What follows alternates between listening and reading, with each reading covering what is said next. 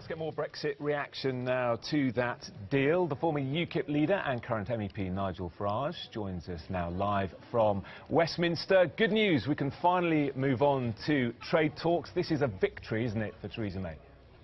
It's a victory if you think paying away a gargantuan sum of money is a good thing, if you think giving foreign courts jurisdiction over this country for nearly up to a decade to come. And in terms of alignment, well, really what we're saying today is that the potential benefits of Brexit won't be realised because we will not be able to put in place laws that suit our own industry. So we have put a lot on the table for absolutely nothing guaranteed in return. OK, well, let's talk about some of those. You talk about the final divorce bill. We're hearing today this new figure, 35 to 39 billion pounds. That's an awful lot less, isn't it, than the 50 billion that we were expecting? Or the 100 billion, which is where they started. I mean, that's how the EU have done this, isn't it? Put out a ridiculous figure, frighten the British, get Theresa May to promise 20 in Florence, and up we go. Look, we do not need to be paying anything like this sum of money. The only reason they want this exorbitant sum is because they have refused to cut any of their future spending programmes, despite the fact the United Kingdom is leaving. So we should not be paying that large sum of money. OK, well, the Foreign Secretary, as we all know, said that the EU could go whistle for any excessive demands in terms of a financial settlement. Well, today he said he's very happy. He's congratulated Theresa May. Yeah, well done, Boris.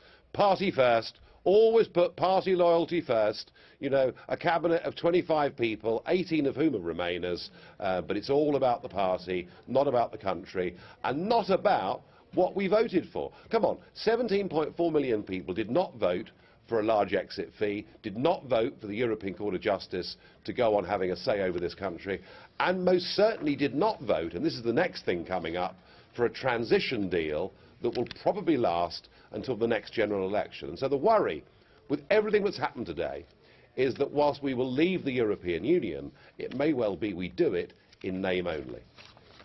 In terms of this phrase, full alignment, to many Brexiteers this will be a massive concession, won't it? Because if a deal isn't done, we essentially fall back into the single market and the customs union.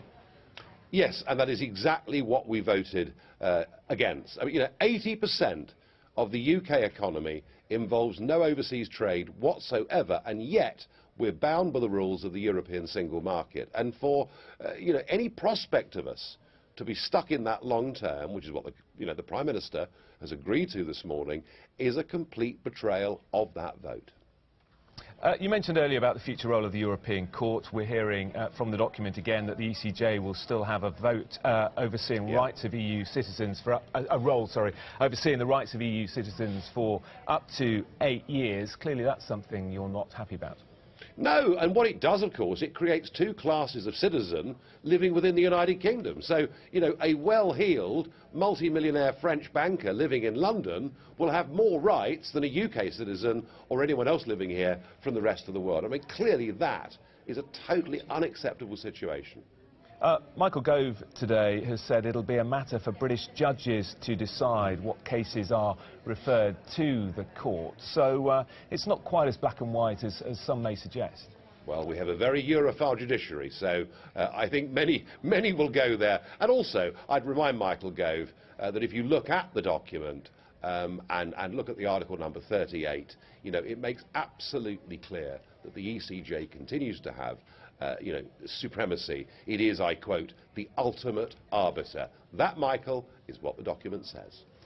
Mr Farage, we can move now to trade talks, can't we, which will be a big relief for many, including businesses here in the UK. Do you accept that the EU's point of view now, their starting point, will be essentially to give us less than we have already? We should never have accepted that we have to put a lot of things on the table before we even move to trade talks. That was the mistake the government made at the very beginning of this process. I think the point about trade talks on their own is if we're going to have a tariff-free regime for goods, where we are a massive, massive net importer from the European Union, they in turn will have to recognise the equivalence of our financial services community.